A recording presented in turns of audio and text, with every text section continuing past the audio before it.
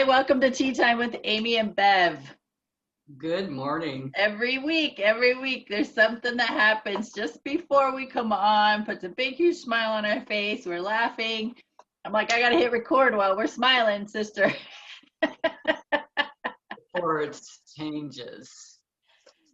So our little uh, I don't want to call it a mishap, but our thing we were seeking a solution for was we were on the Zoom and I couldn't hear Bev. She could hear me, but I couldn't hear Bev.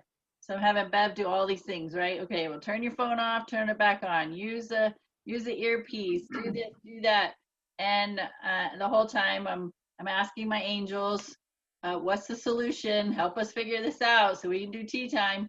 And it was my volume was down, so it was all me. Nice. I learned something though, right? I learned, okay, well, if I can't hear somebody, I need to check my volume. So there was a learning curve there, and also just trusting that the angels are going to guide us to a solution, which they did. I was open to it. Said check your settings and check your audio setting. I was just guided through it through spirit and figured it out, and here we are. Yep. So luckily, for one, we're doing this recording, and we weren't live. So had we been live, then people would have probably been a little aggravated because we weren't on or we couldn't figure shit out. So Which is funny because on my side, I've learned that I'll say I am that I am. I love how that feels, and I'm saying that all the time. And I'm like, okay, this is going to be easy. I know that we're meant to come on to this recording today and to say whatever we're going to say. So it's like I knew it was going to work out, and it was awesome. And it was crazy because it was not showing up on either one of us as an unmute or that we were muted. So you had to go a little bit further. So it's pretty awesome, actually. it's pretty fun. And then tell them what you just told me too before we got on. You're like, we got to do this today. Oh yeah, today it's like there's messages, like we've got messages. They have to happen today. It's good for us. It's like excellent for us. It's like, I'm in a good space and we have to do this today. It's like, okay, we'll get it. That's right. It's true. So here we are. We always have a fun moment. It's great. I love it. Every week too. Every week. It's and I think that's super beneficial that we can come on and have these big smiles and just be laughing at ourselves for one, and share those moments with others. So because we take life too seriously.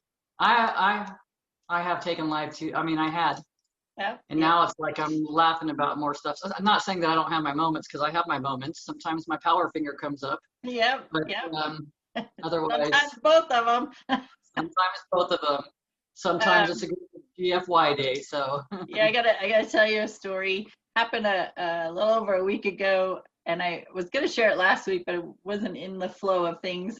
But our kitchen sink was backflow, so I got a double sink, and it was backflowing like back and forth. So if I ran the garbage disposal, the water filled up one side, and then when I turned the garbage disposal off, it would go back. So we're just and I got my husband. I'm like, something's going on. We've never had this before. And so he goes, okay, put the plunger, or not the plunger, but the stopper on one side, right? So he can plunge the other side. Okay. So he's like, okay, hold the stopper. You got it? Like he asked me 3 times, you got it? You got it? And I'm like, yeah, I got it, right? And he's a big dude, so he can put a lot of force into pushing that plunger down. And freaking the stopper popped, and the water came up and like went in my mouth and my face. that's disgusting. It was so gross. But the great thing was is I just started laughing. I was almost in tears. I was laughing. The previous Amie would have been pissed. Like I would have just freaked the hell out, right? And made a big old drama scene about it. But I just laughed, and he was laughing, and then he's like, "You got it?" And I was laughing so hard. I'm like, "Wait." Yeah, I got it all right. It's like, yeah, right in my mouth, in my face, my eyes. So yes, like I am my own entertainment.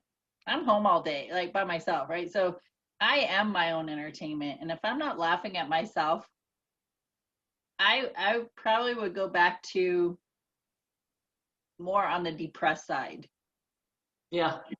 because being too serious, right? But but I do. I laugh at myself all the time. And it's just it's so funny. And that also is beneficial because you're training your mind, you're programming your mind to see things differently, and it sends a different signal to the body. So if you're in that space of being serious and getting mad, like the water got in my mouth, and getting mad about it and all that, that sends a very stressful signal to the body, which we know is not beneficial by no means. And because it just creates you, it makes you get into that fight or flight mode, tenses everything up, blood flow is restricted. So when you laugh, it sends that more of a calming sensation to your body, because laughter actually relaxes us, because we're taking deeper breaths, right? We're breathing deeper when we laugh. And when you breathe deeper, there's more oxygen. More oxygen is better for your blood flow in your body. So, I mean, we know all this, but sometimes we have to be reminded. So when you, instead of getting mad about something, if you laugh about it, it starts reprogramming your mind and body in how you're perceiving things. And it releases chemicals, right? Yes. The feel good stuff. It's funny because I was having a conversation this morning, and the conversation was, when we were kids, we loved to be tickled. My grandbabies are like coming up to me, come and tickle me, grandma, tickle me. They want to be tickled, and then we get so serious that we forget, and we don't want to have anyone tickle us. And it was because we lose control. Yeah. And it's like we're angry right then. It's like there was a time that I would not have, don't tickle me, but now I'm at a point now where it's like, go ahead and tickle me. I want to see if it still tickles anymore. What's my response going to be? And sometimes it's like, no, stop, or whatever. But it's like, it just makes me laugh, though. It's because at some point we got too serious. Mm-hmm. Maybe it's our parents saying, you need to be more serious, get to work and go do these things. And stop being so loud. Yeah, we're in church, for God's sakes. But I know, I'm sure I got in trouble for that a few times when I was a kid, because my mom took me a few places. So. But I think the bottom line is being too serious. That's not enjoying life. That's not fun. Tell me how that is good for anybody. It's not. It doesn't feel good. And it's spiritually, your spirit wants to have fun. All the time. Always, yeah. And it's be playful and have fun. But we got some damage going on from growing up, and it's learning to peel those layers back. Using the metaphor of an onion, there's thicker layers of an onion, and then there's those really fine sheer layers. And some layers are going to be a little harder to get through, and some layers are just going to come real easy. So it's okay. We've all had to go through it. All of us have to go through it. And the things to look at seem to show up in layers anyways. At first, it seems like when we're starting to go through all of this, for me anyways, it seems like there's so much at one time.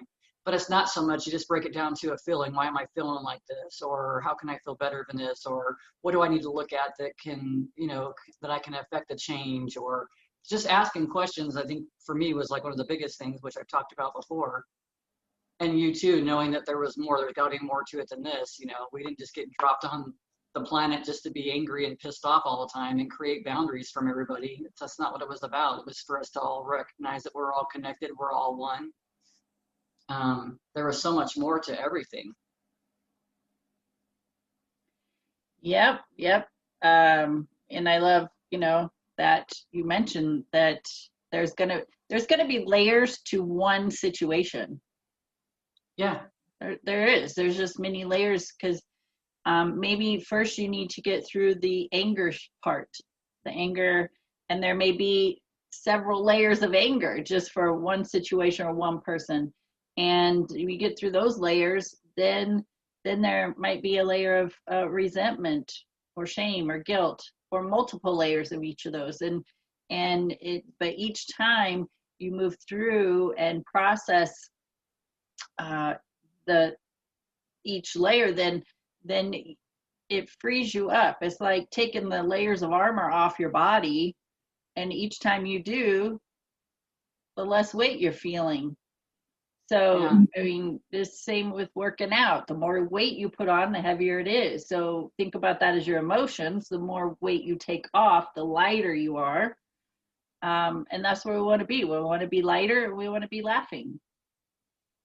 You know, the whole idea is to process, right? It's not just stuff. And a lot of us in our history, we have stuffed these emotions or not wanted to feel them, or just added another layer of a barricade so that we didn't have to feel that. I'm not doing that shit anymore. I mean, but it's really just processing, and it's not, I think a lot of times we don't know what that means, but it's like processing how we're feeling, why we're feeling that way. Is it true? Do I have to feel like this? No. I mean, it's like we just recognize there's just so many different things that we do for our own reasons. It's never going to be the same reason as someone else, not necessarily, because there's so many facets to each of us and so many different experiences. We could grow up in the same home and have different experiences. True. So it's processing it, finding how you can process it. Yep. And it's interesting. So I had a lady attend a retreat one time that I facilitated, and I was talking about the lineage of siblings. And so if you think about it, each sibling, even though they have the same parents, each sibling is going to have a different experience. So if you have your parents, and then, well, first of all, you think about, okay, well, my parents got their information and knowledge from their parents, and then their parents got their information and knowledge from their parents, right? So if you go back in history and recognize how things have been handed down from generation to generation, first of all, then think, okay, you have the oldest child, and that child's been an only child, and it's developed its starting to develop beliefs and patterns and habits, and it's already taking in information. But at the same time that that's happening, the parents themselves are changing because now they have a child in their life, right? So their dynamics are shifting and changing, and the child is perceiving the life that's going on. So then those parents have a second child. Well, the second child is going to have a different perception of the older sibling and the parents based on how they are now, whereas the older sibling has the information from the parents before, right?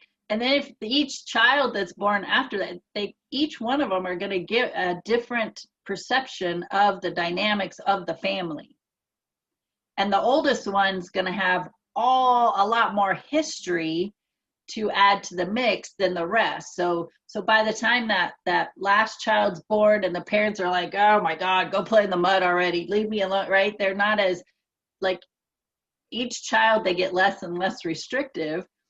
Well, the oldest child's like, oh my God, I can't believe you do this with the younger one, because the younger one gets away with murder and you wouldn't let me, right?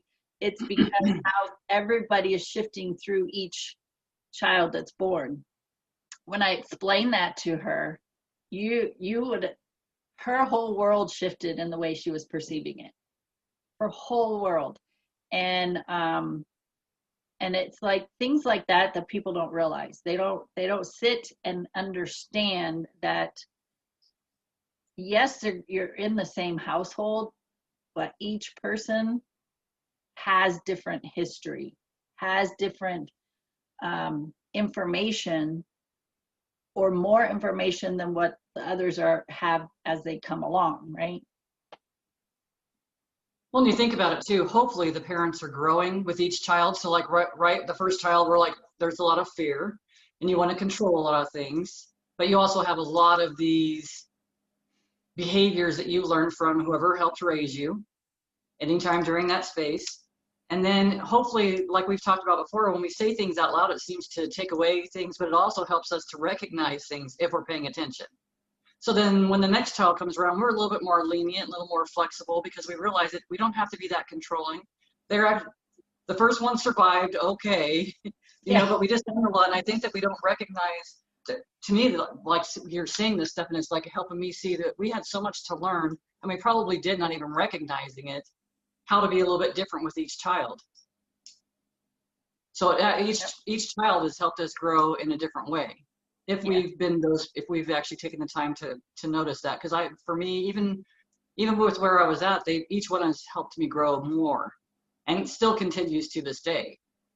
That hasn't changed. So you do change the way you raise each one of them, and they're different, because of the way we raised them. Like you said, because we raised them, you had one-on-one with one for, I think, almost 2 years for my first one, and it's like, and not giving her the opportunity to be the baby that long before Brianne came along. But it's like, as we're going, we're learning all the time. We may not recognize it, but we are.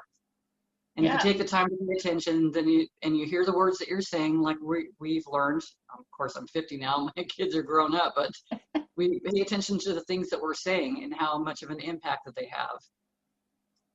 And you think about the dynamics of even relationships. So those that have had children out of wedlock, right, having to deal with all those emotions and whatever circumstances that they were in, that that the mom got pregnant, the child being born, whether wanted or unwanted, how the child is received by the rest of the family, right? And then, so here's this child who has this mom, let's say she is in chaos because she's a new mom, she's single, she doesn't know what to do, maybe her family's giving her grief.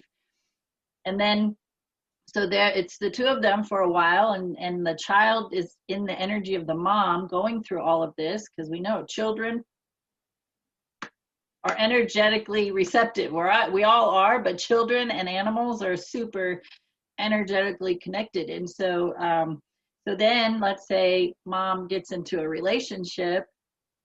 Now the child's not getting as much attention because mom's in a relationship. Then another baby comes. Now there's even less attention because now we have a new baby, new relationship. Then there's the oldest child, right? So if you could sit back and look at the dynamics of your family and your siblings, like you're watching a play.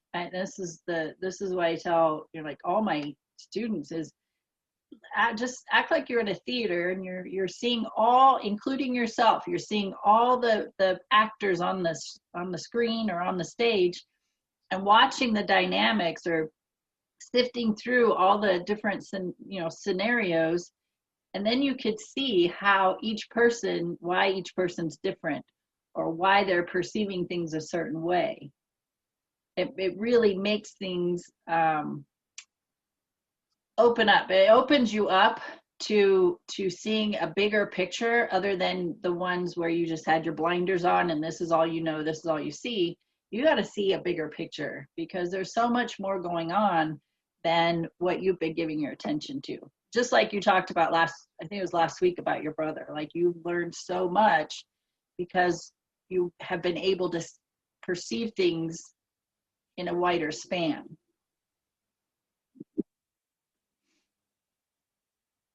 So. Yes. And I see seeing things so differently. And like I said before, I still communicate. I still talk to him. I get it. Yeah. I know he understands. He's probably like, yes, you got it. You understand.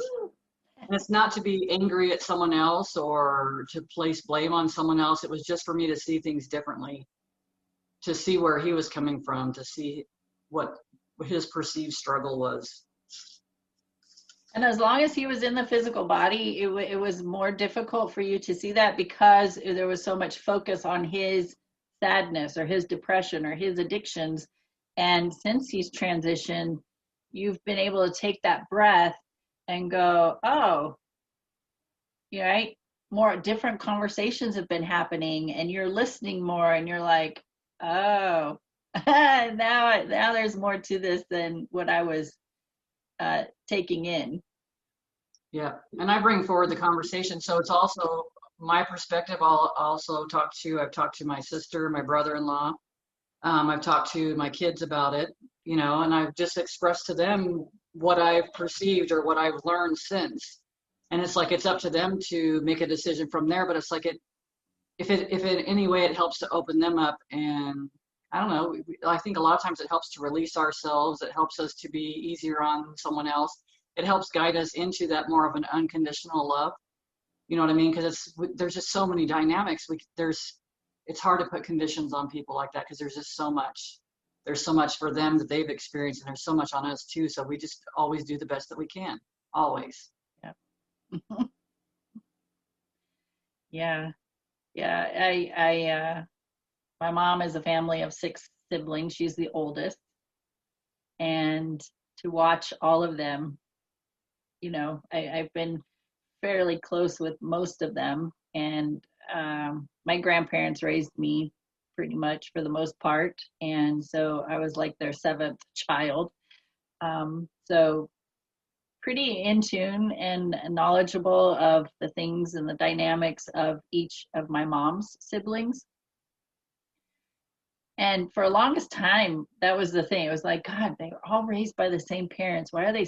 Every one of them is so different. They're all so different from each other.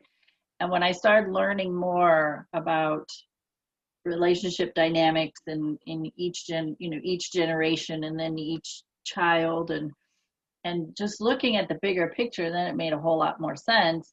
And it's yes, we're all spirit and body, we're all energetically connected, but as in the human sense, we're all individual, and we're all here for our own learning and growth. And so it's recognizing that each person is just on a journey, and the way they perceive their own life, that's up to them. That's 100% their responsibility. 100% their responsibility. And it's nobody's responsibility to change it. Doesn't matter if you're your spouse or your sibling or your parents or your friend. We all have our journey that we are on for our own growth. And that is only in your control, nobody else's. So when you're depending on other people to make you happy, to make you laugh, not their job. Nope. You're not paying them. You're not paying them to make you happy. You're not paying them to make you laugh. It's not their job. It is yours. And that's why it's important to become your own entertainment. I mean, we talk about self-love all the time. Love yourself. That's part of it. Laugh at yourself. Laugh at the silly things you do. If you go to grab the toothpaste and you grab the hemorrhoid cream, you laugh about it, right? You're just like, oh my gosh. It's funny. It's so funny, but because we're tainted with the heavy emotions, then it's more connected to I'm not good enough. Just because you grab the hemorrhoid cream, it's a confirmation. See, I can't even brush my teeth right. I'm not good enough at this either. And you start getting mad, and it's not that you're standing there processing that statement, I'm not good enough, but that's why you got mad. That's why you got mad, that you grabbed the hemorrhoid cream instead of toothpaste. Not the fact that that's what you did. It's an unconscious confirmation that I'm not good enough. And so everything just pisses you off. It just does. Even when you get water in your mouth and your eye from the plunger. So funny. That is funny. Was it last week when you took a drink and you got stuff in your eye? I did. And it was funny. I thought it was funny. It was. We laughed. That's what made us smile before we got on the recording. Right in it went right in my eye. Your eye was generalized. That's right. It just bypassed everything and hit my eye.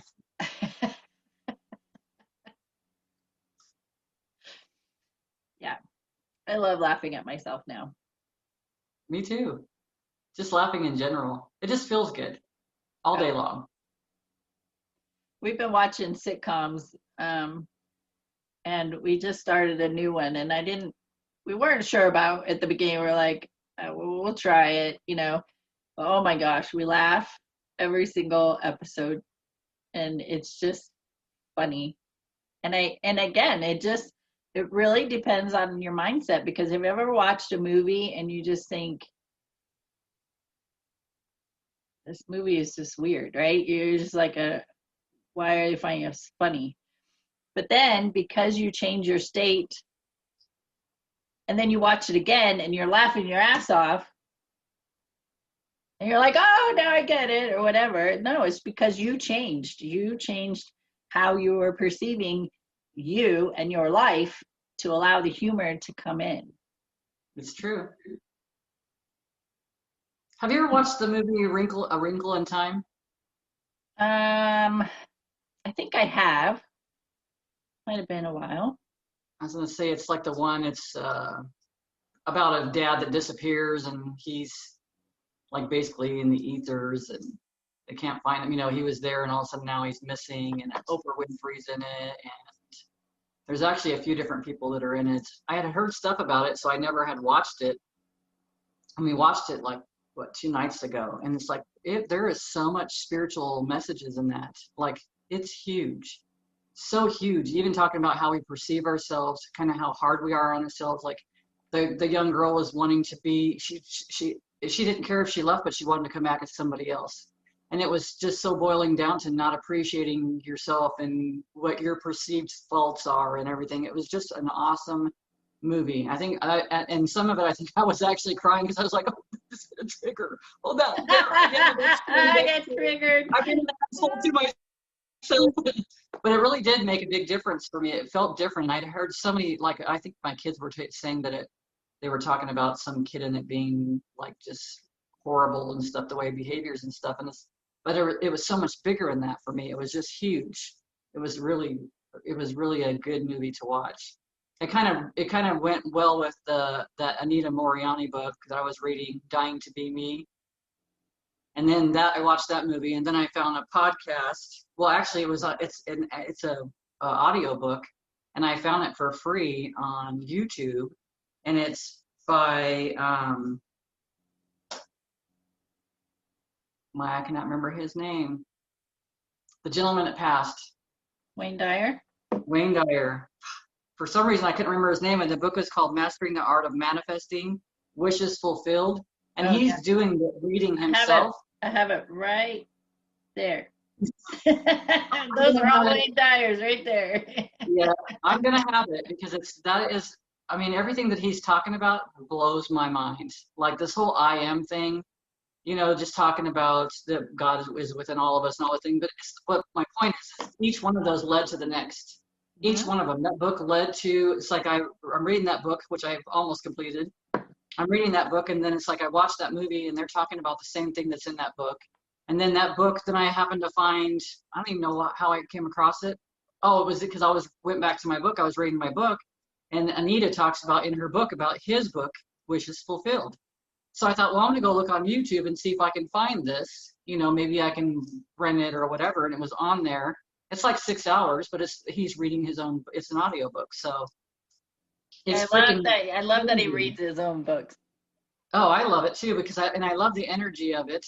Yeah. Because for me, it's like I love the way things feel. If it doesn't resonate with me, or if it doesn't feel good to me, I won't be able to get through it. So, but no, it's just it's awesome. But that's how we get the trails, right? That's the trail that kind of leads us from one place to the next. We got all these questions and we want answers, but it's like my answers are being given to me all the time. And it's just like that. It's just paying attention. It's just like, oh, maybe I should go look that book up. And then I'd write it down and then maybe forget about it. But then something else reminds you again, go look that book up. Yeah.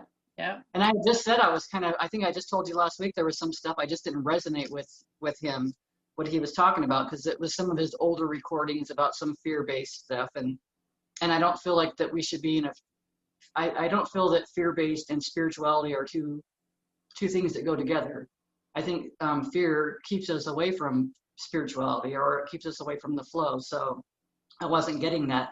And I think he was 71 years old when he wrote this book. I was going to go look this morning and see what age he was when he passed, because I don't remember.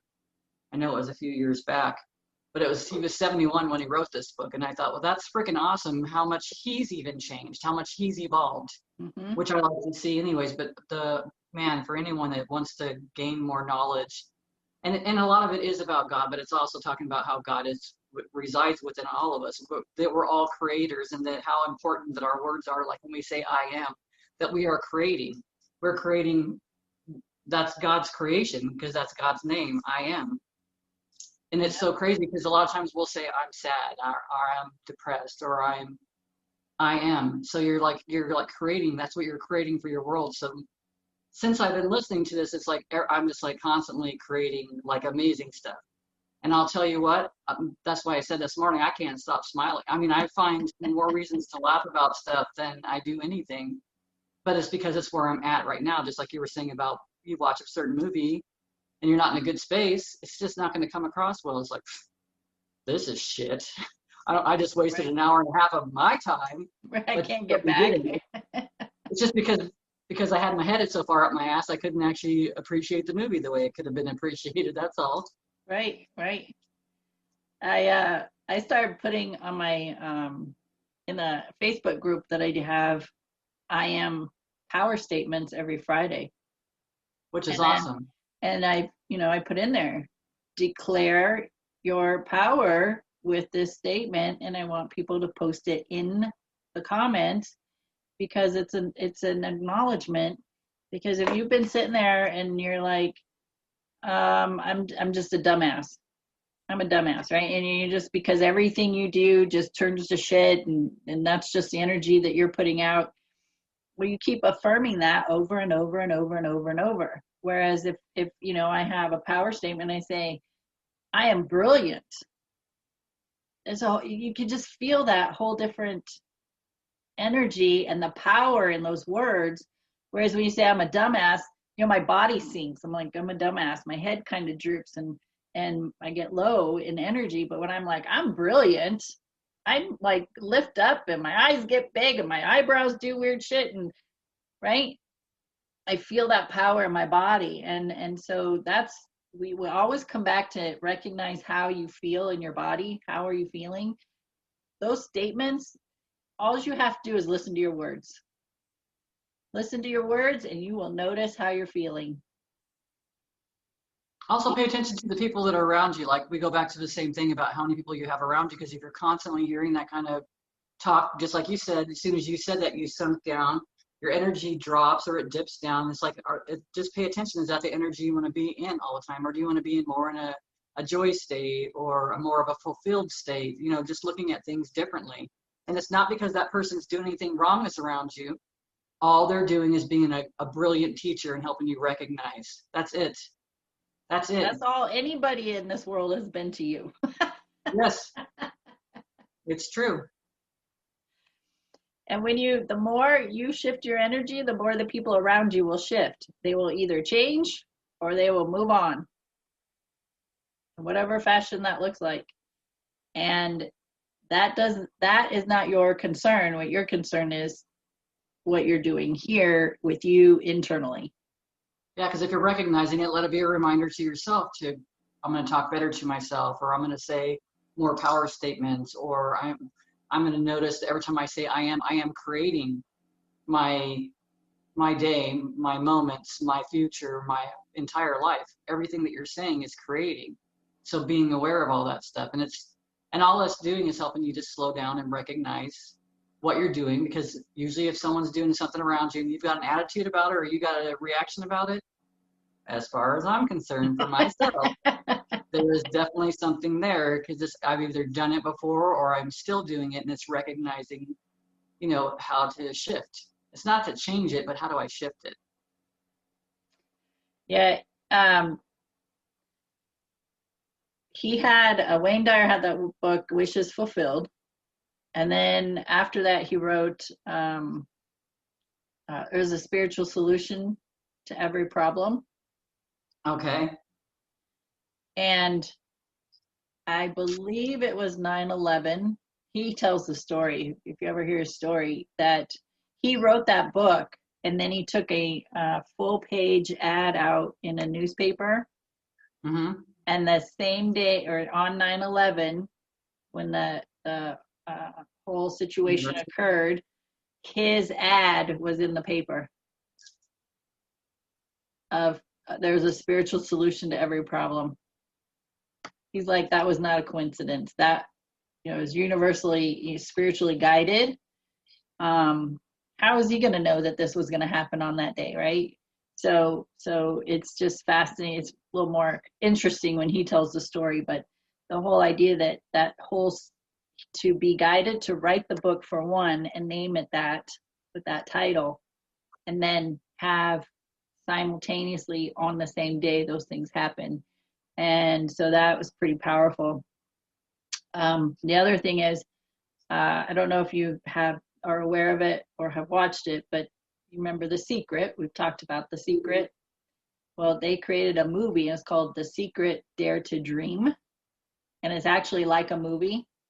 And it was pretty good. I liked it. I'll watch it again. Okay. But it was about bringing in a man and a woman together, and she has kids, and she's got debt, and the way they think, you know, the way they talk, like you just hear all of that and how things unfold.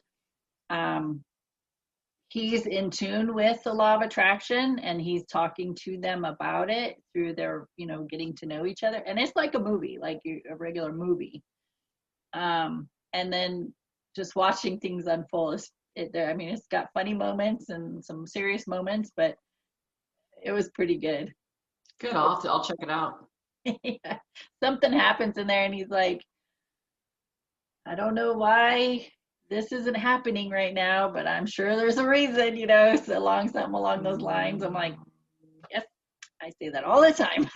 I don't get it. I don't know what's happening right now, but I'm sure there's a reason. And I don't always agree with the way things are unfolding, but there's a reason.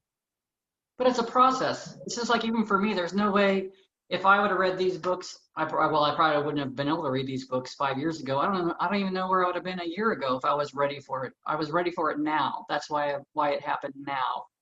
I wasn't ready for that movie, A Wrinkle in Time, then when it came out, or even a few years ago. I was ready for it now. I could understand it out from where I'm at right now. And it's all right, because it's even like Wayne Dyer's talking in this book.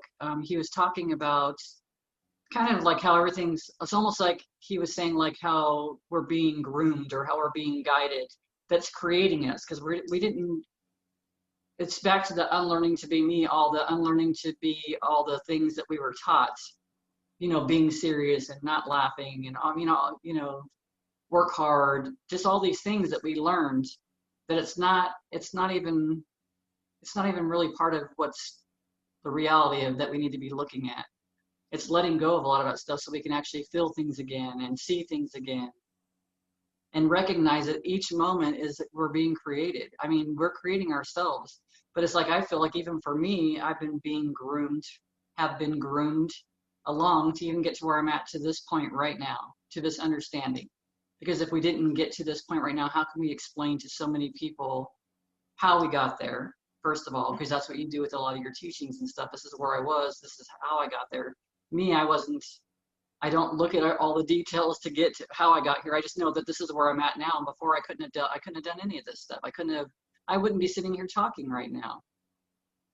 Please, I never even wanted to see my face, and now I got to see my face in the corner over here. But it's funny, because as we evolve, and we just go with the flow. It just happens. But we're like expecting this thing, like, and sometimes it happens. So in a near-death experience, it's like, you have it all come down, and right now, and it's happening right now. It's in your face. Probably because you had so many wantings that it pushed you to that limit, to that space for you to have it all at one time, a live or die moment.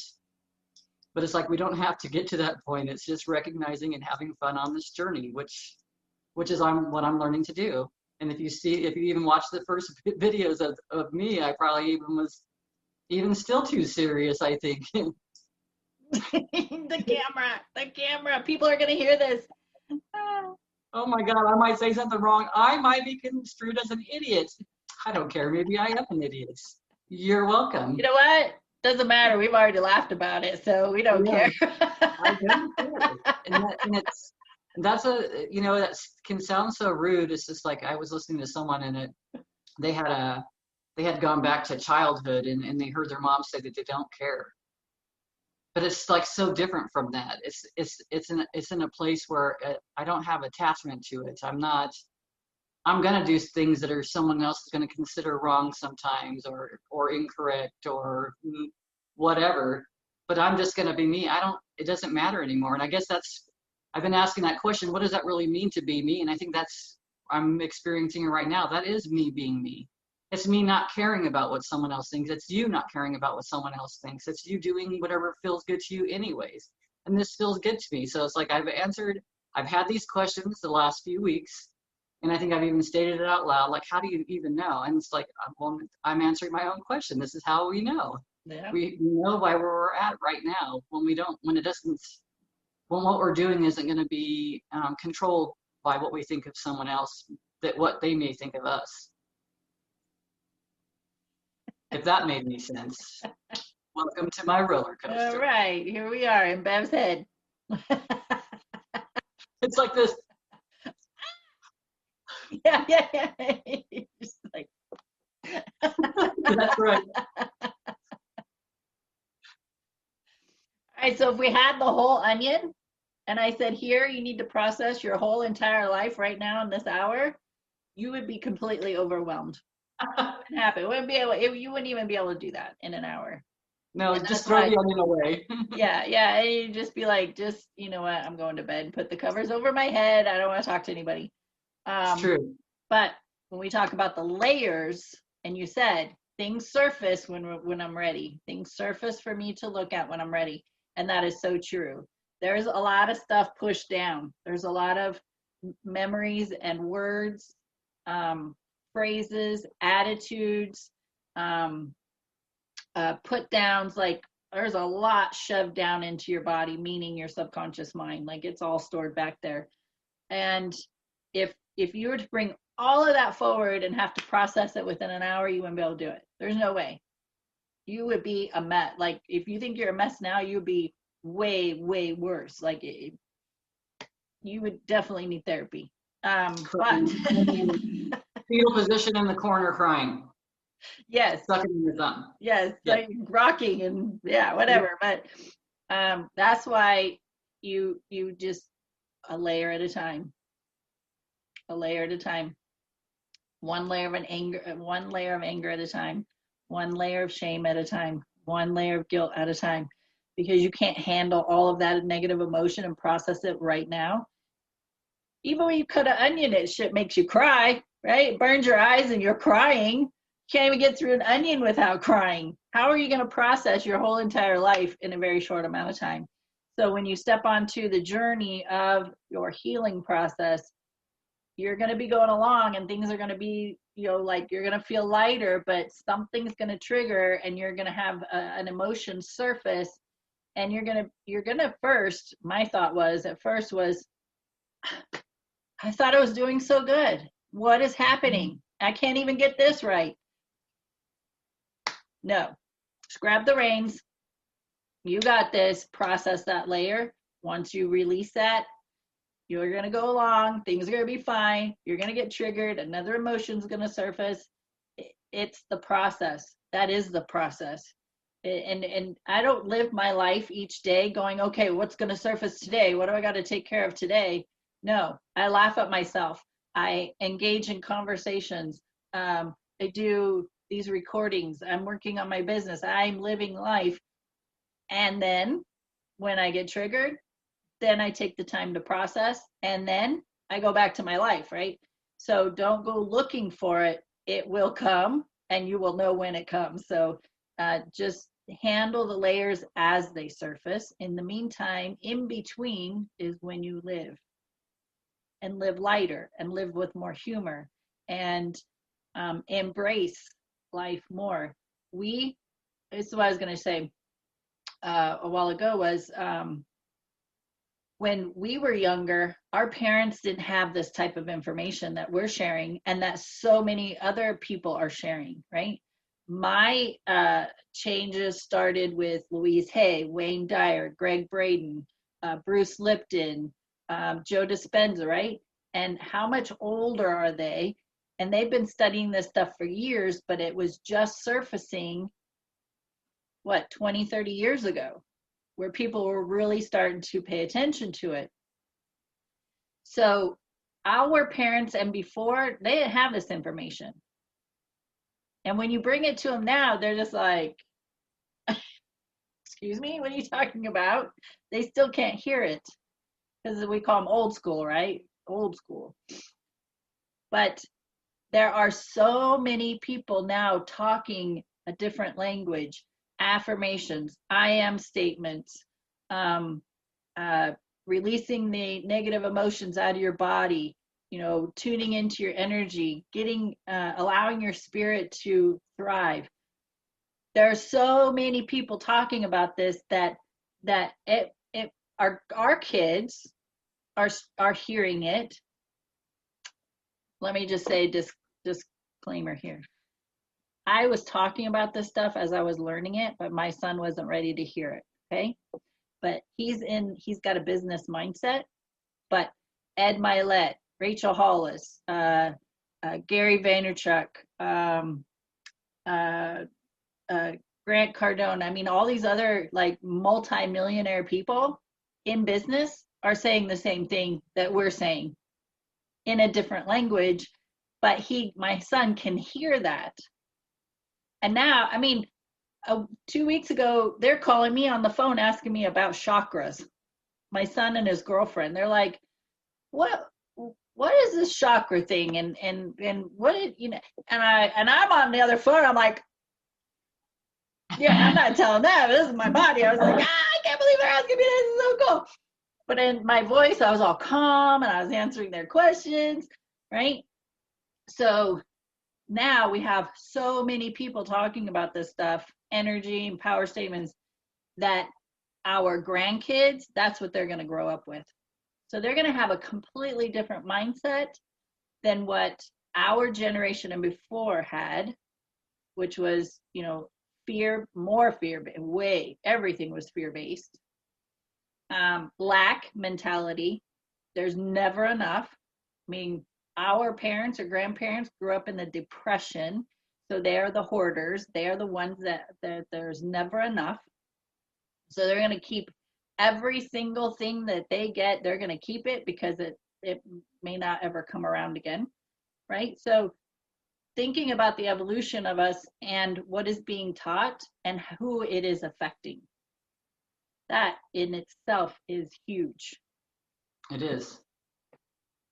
And being easy on ourselves again, when I go back to that again, because you're talking about all this stuff, and I'm remembering, God, there was a time that I just wanted to be happy. I just want to be happy. I would see people happy. I just want to be happy.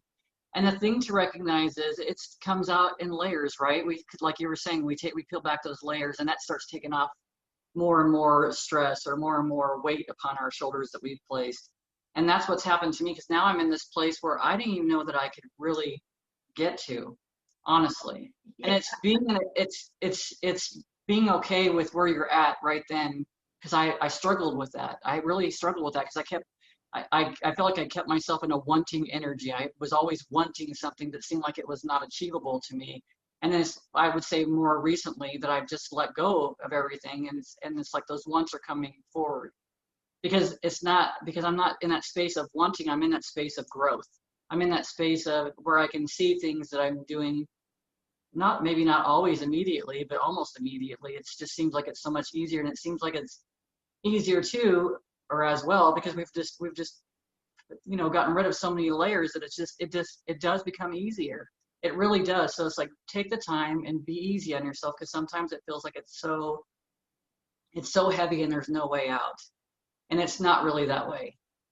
It may feel that way. It may feel like everything's on you and you may feel like you're drowning, but there's like knowing that you're like, take a break, give yourself a break doing whatever, whether it's a walk or a nap or whatever. Give yourself some time before you make any decisions when you're in that space, because no decisions really are good to be made at that time. You're not in a good energy. And it's just knowing that you're going to get there, because I didn't know I was going to get there. And I still kept doing this anyways, because because like you having those questions, I wanted more. There's got to be more to this. And I could see other people, they could be happy and stuff. And I didn't recognize how to get there. And it's like, we don't have to know how to get there. We just got to know how to just learn how to be. And that sounds so stupid. I mean, for me, it sounded so stupid before too. It's like, what the hell do you mean just be? But it's just slowing down enough to just enjoying life. It's just something so subtle, and it's something so simple. But be easy on yourself, and then you'll get to that happy space. You just will, because Jesus Christ, Mary and Joseph and the everybody whole else, team. the whole team. I'm bringing in the whole universal team. I would never have known that I would be where I'm at right now. I wanted it, but I didn't know how to get there. And it was just I just let go of everything. I just let go of everything. And I've been able to be in a space where it's quiet and I have more time to myself to process things. So it's giving yourself time. We don't always have that when we're raising our kids and stuff, but it's finding time. There's always a couple minutes to ourselves. And in that couple minutes, we could just be doing some deep breaths, and that helps to reset you and revitalize you. It's just like you're in a meditation, so you're gaining more out of it than you think that you possibly are. It's just, and you're getting centered, but it's just realizing that we're all on this journey, and sometimes it feels like it's impossible, but it's not. It's so possible. It blows my mind from where I'm at right now.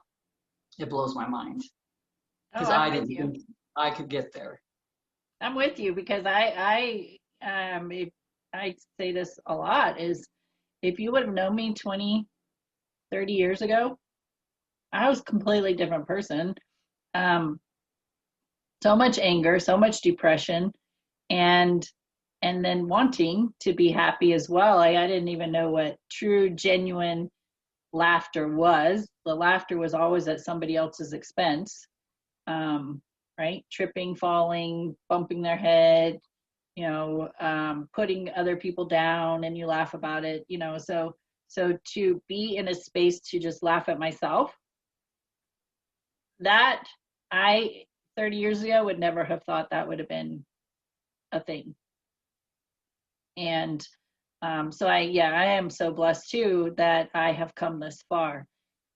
When I started the journey, it just like you are doing now, is one thing leads you to the next, and each thing's going to give you some information, and you will process and release and feel lighter, right? And you just keep going. That has been my mantra my whole entire life. Just keep going. Just keep going. Just keep going.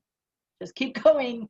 Keep reading. Keep reading. Keep reading. Keep reading. Keep listening. Keep listening. Go to the seminars. Go to the retreats. Go. Keep going. Right. And one of the things I processed recently was that each time something happens and we are triggered, then it gives us an opportunity to learn, not be victim. If you're going to be a victim, you got 5 minutes. You can be a victim for 5 minutes, and then go into that learning process. What do I have to learn about this? And I, in my journey, have been really good about holding my energy, maintaining my energy when around other people. Not getting sucked into their stuff, right? Maintain my energy. I know how I feel, and taking my own internal inventory before I step into the energy of a client or a family gathering or something like that, a class. So I could discern that very well, and I was fairly good at that. There were moments where I recognized, oh, I didn't ground myself, or I'm feeling a little weak in the area of being grounded, right? You just begin to notice that. So then when things happened globally, and it's been happening for so long, so many months, so like it's not just like our community, it's like the entire world, so much energy focused on one thing. I I have struggled for a few months on maintaining myself. Like I got heavily, emotionally heavy, uh, depleted in my energy. Like things happened here. Okay. So coaches have coaches, and and so think about when you're learning about energy and spirituality and processing your emotions and learning to release and forgive, you're in kindergarten. Okay. When you become, let's say, I stepped into being a healer and starting to teach. Maybe I was in middle school, and then now, I mean, to take and then do like workshops and go on Facebook Lives and teach classes through Zoom. Maybe I'm moving into high school and teaching others to maintain their energy and process emotions and have different ways of doing that. Okay, now I'm in high school, but in high school, I haven't learned to maintain my energy based on a global experience. So I need somebody who has a college degree to help me with that. So coaches have coaches. I have a coach. I'm coaching other people, and it's just that we're all at different stages. So the people I'm coaching are going through the things that I've already been through, and then the coach that I have has already been through what I'm experiencing, right? So that's how it works. So if you are in the middle of something that you are struggling with processing, then reach out. Attend a course, a class, a workshop, a retreat, get a coach, do something, go get a massage, do something that's going to help you with your processing. I had a lady last Friday who I met with for a coaching session, and for a week, she was trying to process something. Well, prior to that, she was trying to process something, and it was weighing down on her very much. She finally reached out. We scheduled the appointment. So for, let's say, a week and a half, she was going through this processing that was really weighing her down. Like she was so beside herself with this situation. We sat down like in 20 minutes, bam, we were good.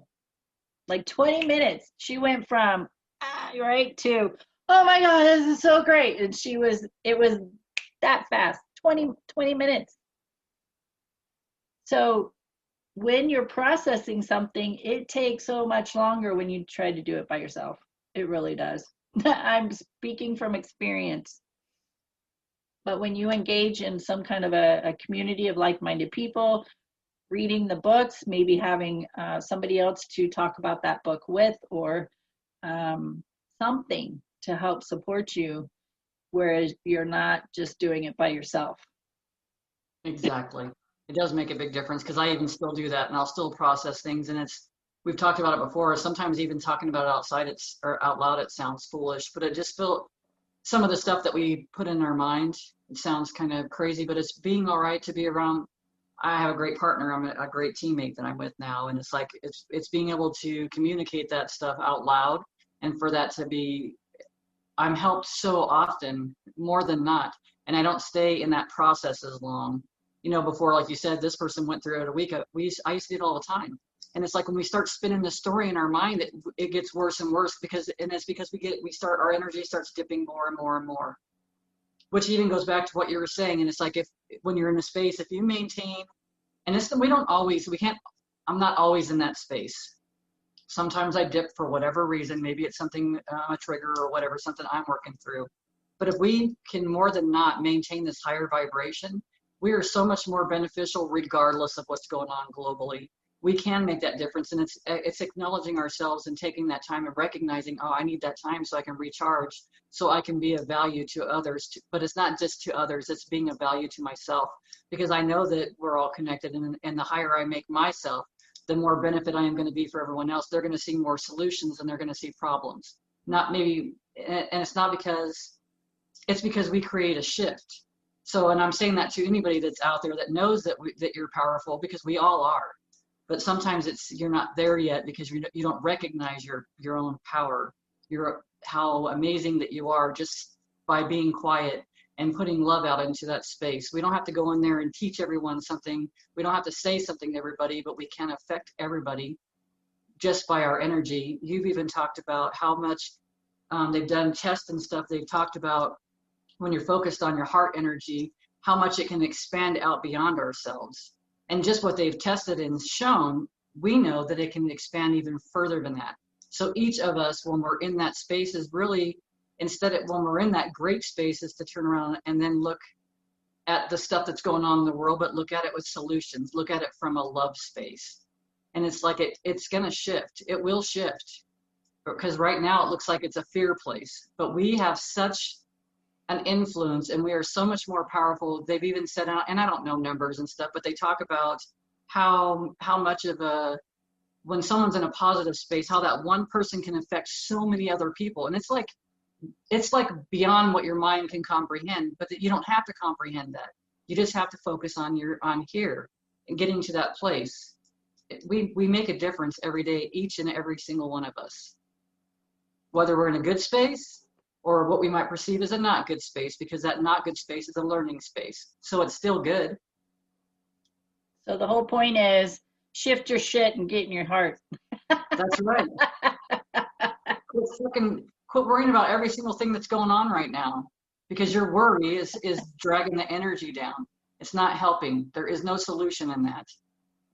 Yep. And that's on a small scale. That's all the way to the small atoms, and then how we can affect everything, because we do.